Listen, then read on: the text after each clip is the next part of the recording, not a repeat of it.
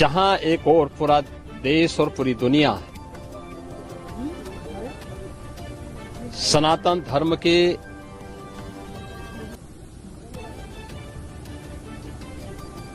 इस सबसे बड़े आयोजन का साक्षी बनकर के गौरव की अनुभूति कर रहा है, प्रफुल्लित है, वहीं दूसरी ओर सनातन धर्म के खिलाफ सपारी लेकर के षड्यंत्र करने वाले तत्वों के द्वारा लगातार शरारत पे शरारत करते हुए झूठ के और असत्य के नित नए प्रतिमान भी गढ़े जा रहे हैं।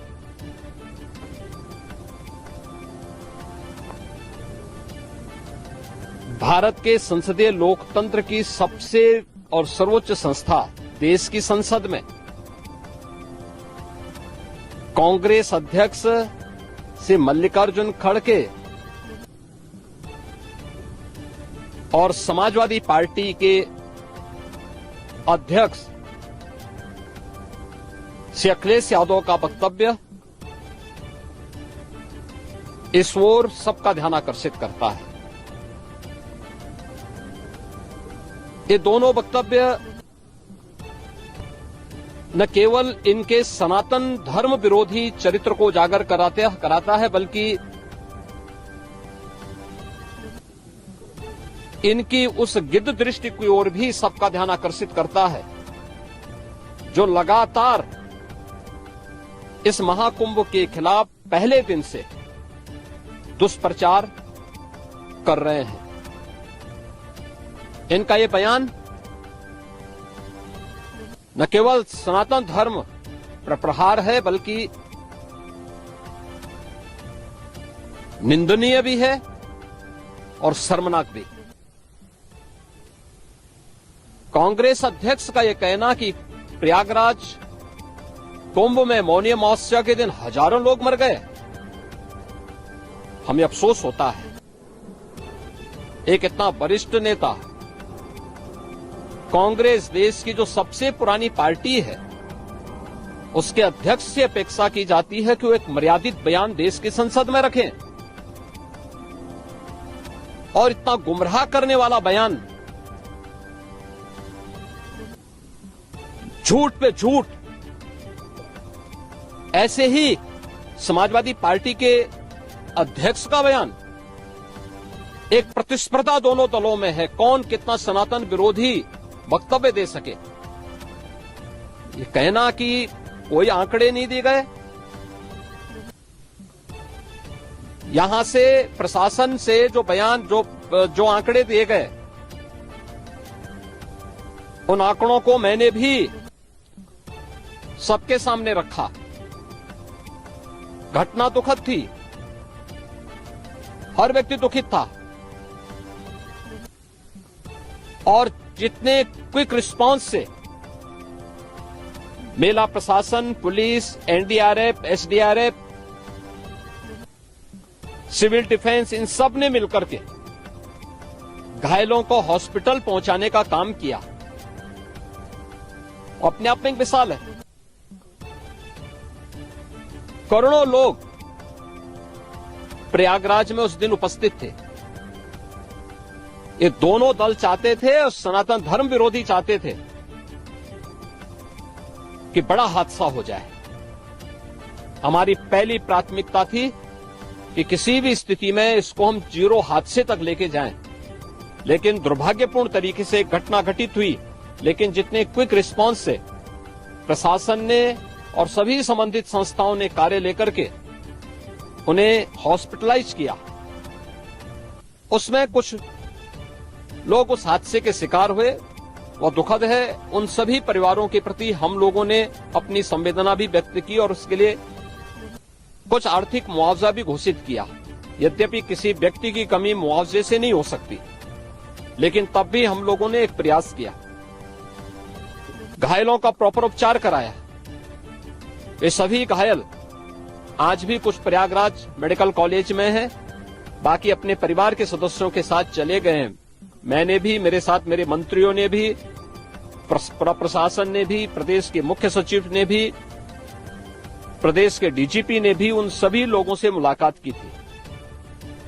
और मैं तो देखकर बहुत चौंक था कि जो लोग प्रयागराज मेडिकल कॉलेज में भर्ती थे, जब मेरी उनसे बातचीत हो रही थी, तो उनमें से सभी लोग ये कहा, उनके द्वारा कहा जा रहा साहब व्यवस्था में खामी नहीं, लेकिन हमारी किस्मत है या फिर ऐसी स्थिति पैदा हुई।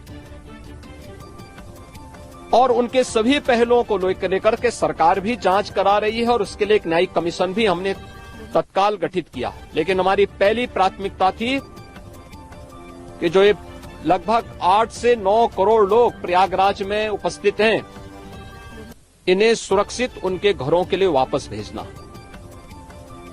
इन दोनों दलों और सनातन धर्म विरोधी उन सभी लोगों के वक्तव्य, जो लोग ये गुमराह करने वाले वक्तव्य दे रहे हैं कि लाखों लोगों ने स्नान नहीं किया, सरासर गुमराह करने वाला है। ये वक्तव्य देना कि कोई अमृत स्नान या साय स्नान नहीं हुआ, ये भी गुमराह करने वाला वक्तव्य है और सनातन धर्म की अवमानना ही नहीं, बदनाम करने की साजिश का एक हिस्सा है। कोई परंपरा बाधित नहीं हुई। मौनी अमावस्या का स्नान पहले दिन सायंकाल 7:30 बजे से प्रारंभ हो गया था और अगले दिन पूरे दिन भर देर सायंकाल तक मौनी अमावस्या का मुहूर्त था। स्वाभाविक रूप से अखाड़ों ने हादसे के तत्काल बाद मेला प्राधिकरण के साथ बातचीत करके अपने स्नान को स्थगित किया था कुछ देर के लिए।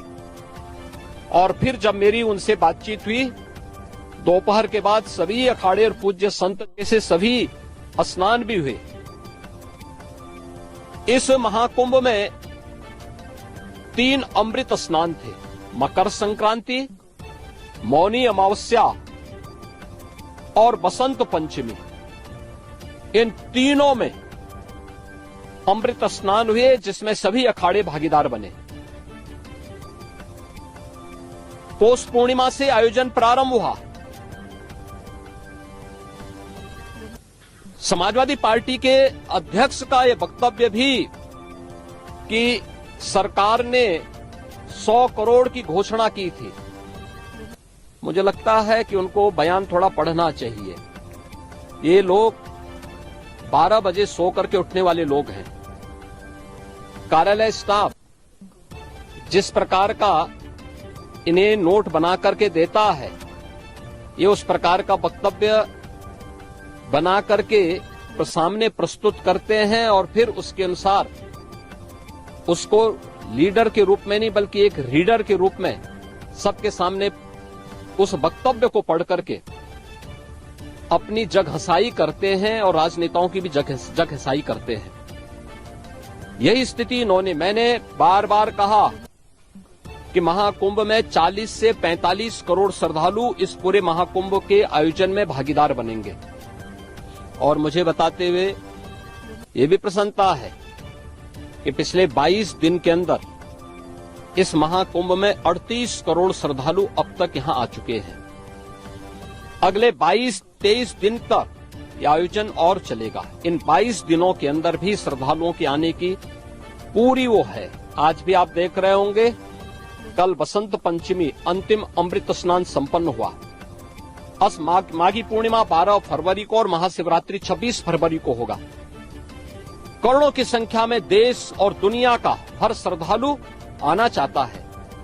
आज भूटान के महामहिम नरेश ने भी यहां पर अपने देश के तमाम लोगों के साथ में इस आयोजन में वे सहभागी बने।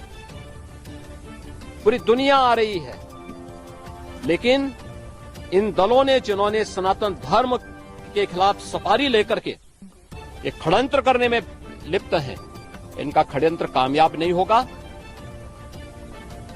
29 जनवरी के हादसे की तह में हम लोग जाएंगे, षड्यंत्रकारियों को बेनकाब करेंगे और उन्हें सजा कैसे दिलाई जाती है, यह आपने उत्तर प्रदेश के अंदर पिछले 8 वर्ष के अंदर देखा होगा। आगे भी आप इसको देखते रहिए।